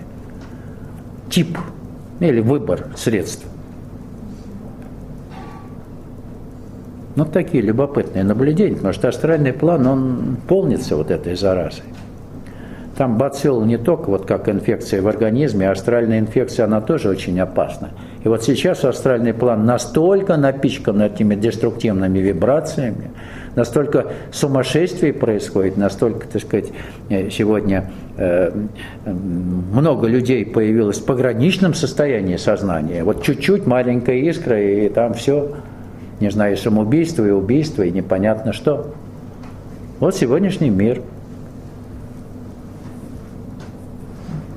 По поводу любой пьяной, поножовшной, банальной квартирной кражи журналистами раскручиваются целые криминальные истории. И они множатся, эти случаи.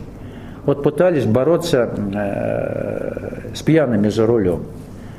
Объявляли, говорили, количество их увеличивалось. Женщины пьяные там тоже за рулем сбивали. Количество женщин пьяных за рулем, сбивших, так сказать, пешеходов, тоже увеличивались. Когда обнародовали это, вот они множатся. С чего бы это? Враждебные силы очень ловко манипулируют сознанием эгоистичных людей. Очень ловко идут эти манипуляции. Потому что я по себе знаю. Вот надо быть очень осторожным во многом. Вот когда идешь, когда едешь, очень внимательным. Я просто на велосипеде, когда еду, ситуации обязательно в течение дня, они вот такие. Вот откуда ей взяться, но машина обязательно появляется передо мной. Она раз там в день может туда въехать, но когда еду, она обязательно едет. Очень бдительным надо быть, очень. Потому что враждебные силы охотятся прицельно за каждым. Так что, став на путь, будьте бдительны. Я не случайно это говорю. Лучше не вставайте тогда на путь. А чё? Пускай помучается враждебные силы. Бдительность надо соблюдать. Вот очень осторожным быть. Очень. То есть надо видеть все. Не видя ничего, видеть все. Казалось бы, ничего, но видишь все. Но критики возражают, говорит мать, если вы не видите зла, то не можете излечить его. Если вы оставите человека с его ростом, он никогда не избавится от него. Так они оправдывают свои действия. Но Штио Рабинда в своем афоризме на эту тему заранее отвечает на подобные обвинения. Человек не видит зла не по неведению или безразличию. Он может заметить его, но не желает участвовать в его распространении, дав ему силу своего внимания и опору своего сознания. Мы его видим. Так не надо его тиражировать, не надо уделять ему внимания. Понимаете? Мы все видим. Новое сознание видит прекрасно все.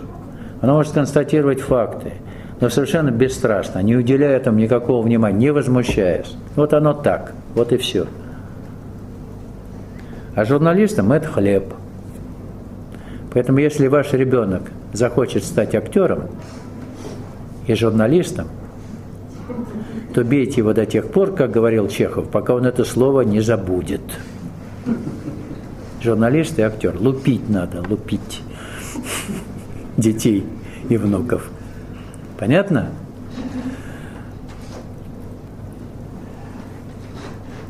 Если человек фиксирует свое внимание, зло своим вниманием фиксирует, и придает ему силу, ментальную или эмоциональную, то оно в форме, это самое зло, деструктивных вибраций в пространстве начинает носиться. Ведь любая наша мысль – это вибрационная структура.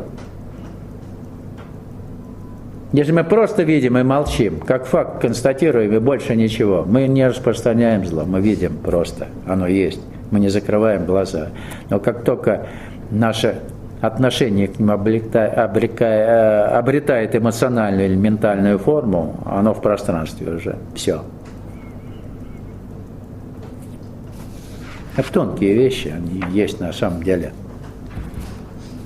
И там уже живет эта вибрация или структура самостоятельной жизни, становится заразительным началом для тех, кто является потенциальным носителем и выразителем зла. У нас почти каждый второй является потенциальным носителем и выразителем зла. Человек. Ему надо только спичку поднести, он это сделает. Понимаете? Вот такой мир сегодня. Человек, следующий по пути сознательной духовной эволюции,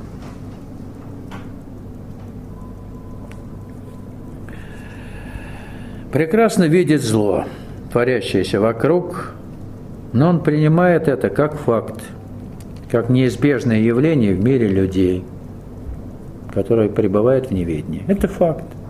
Ты это видишь. Что дальше? Ну, шуми, кричи. Толку никакого. Осуждением, обсуждением этого явления мы не занимаемся. Это не наше дело.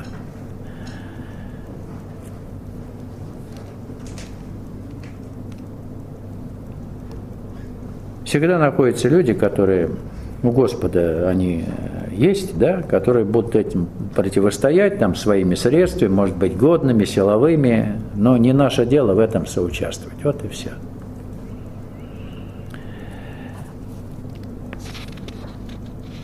Неприятие – это слабость. Чувство бессильной воли и, следовательно, слабость. Мы чувствуем, видим, что вещи не такие, какими им следует быть, и бунтуем против того, что не соответствует нашим взглядам.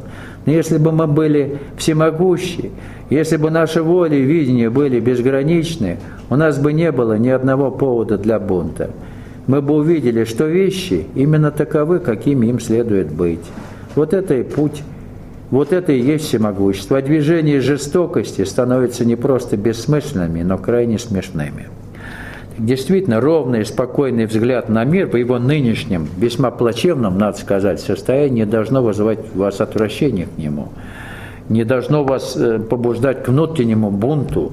Мир таков согласно Всевышней воле, надо сказать.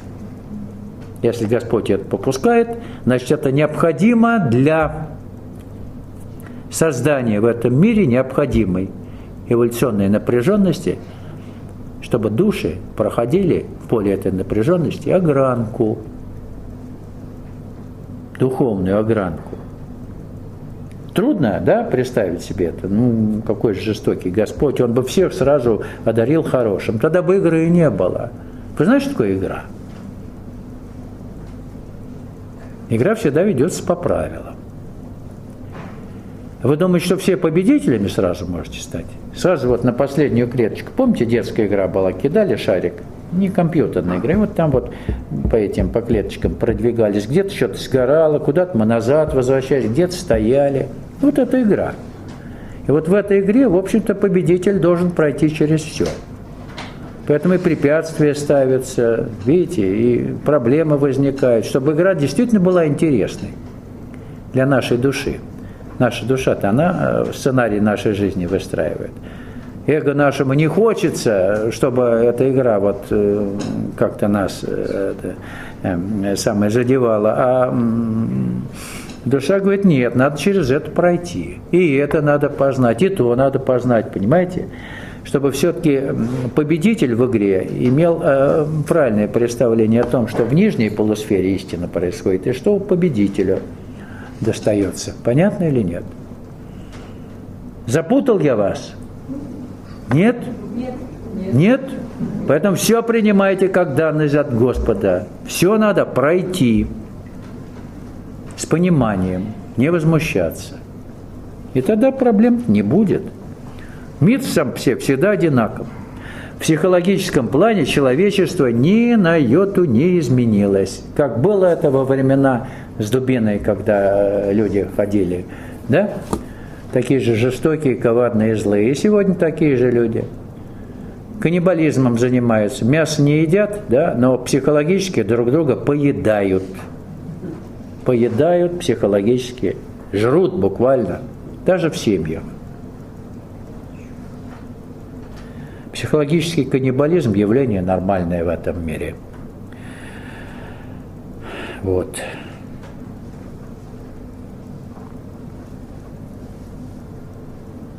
И что можно требовать от людей, пока они не проснутся? Ничего не надо требовать. Вы ничего от них получить не можете. Как замечательно по этому поводу сказал в одном из своих речений Спаситель.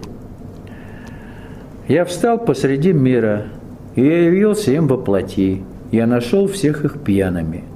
Я не нашел никого из них жаждущим, и душа моя опечалилась за детей человеческих. Ибо они слепы в сердце своем, и они не видят, что они приходят в мир пустыми. Они ищут снова уйти из мира пустыми, но теперь они пьяны. Когда они отвергнут свое вино, тогда они покаются». Так что глядите на этот пьяный мир без осуждений, без обсуждений. Он таков. Люди действительно не ведают, что творят. Нам-то кажется, что они делают там что-то умышленно. Я вообще сомневаюсь, что человек может что-то делать умышленно. Человек марионетка, по сути, враждебных сил. Слово «умышленно». Вот мать замечательно сказала, есть люди, и она абсолютно права, которые живут в гармонии со своим злом. Они гармонично встроены в зло. Они просто обязаны его совершать. Это гармония, их внутренняя гармония. Потому что они живут в гармонии со своим злом. Так разве они умышленно это делают? Нет, они в гармонии находятся просто. Вот так вот.